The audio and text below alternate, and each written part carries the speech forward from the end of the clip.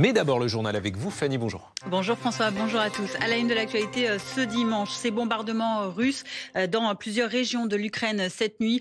Des sirènes aériennes ont retenti dans tout le pays. Plusieurs personnes sont décédées, de nombreux autres ont été blessés dans les régions de Soumy, de Dnipropetrovsk ou encore de Zaporizhzhia. Et puis la capitale a également été frappée par des drones et des missiles russes. Laura Cambo, vous êtes notre envoyée spéciale sur place. Le bilan humain à Kiev est également important et un bâtiment gouvernemental a été visé. Il a été incendié.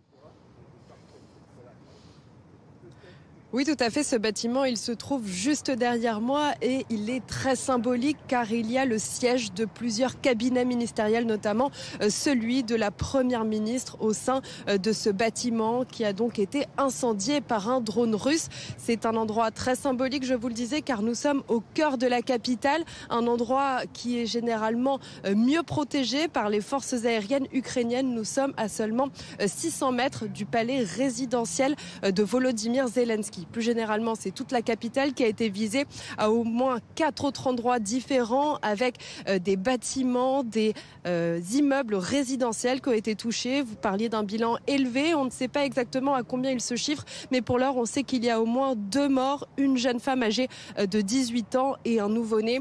Plus généralement, c'est tout le pays qui a été visé par cette salve de missiles absolument énorme. On est sur un record avec plus de 800 missiles et drones tirés dans la nuit.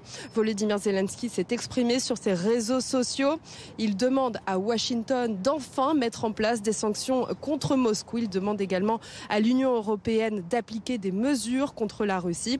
Plus généralement, il demande plus de moyens pour l'armée ukrainienne. Merci Laura Cambo avec Simon Pires de Souza et Thomas Boutin en direct de Kiev pour BFM TV. Également dans l'actualité, cet accident de la route mortel survenu hier après-midi dans la Manche à Pirou. Selon le procureur de Coutances, le conducteur d'une voiture, un octogénaire, a fait un malaise. Son véhicule a ensuite percuté un groupe de piétons, tuant une femme et blessant 5 autres personnes, dont 3 grièvement, et mobilisant d'importants moyens de secours. Le conducteur n'a lui été que légèrement blessé.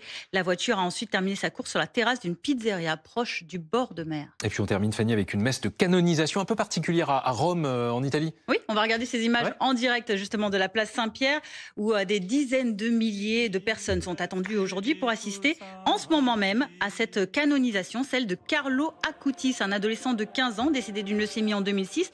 Il sera le premier saint du 21e siècle, surnommé le geek de Dieu ou encore le cyberapôtre. Le jeune Italien élevé dans une famille pourtant peu pratiquante pratiquer l'évangélisation grâce à ses talents sur Internet. Merci Fanny, j'en avais oublié qu'on avait changé de pape. Oui, c'est vrai. Image c'est en pour direct. ça que d'ailleurs cette canonisation a été reportée, elle était prévue au mois d'avril. Merci, c'est très précis. C'est complet. À tout à l'heure, à 11h.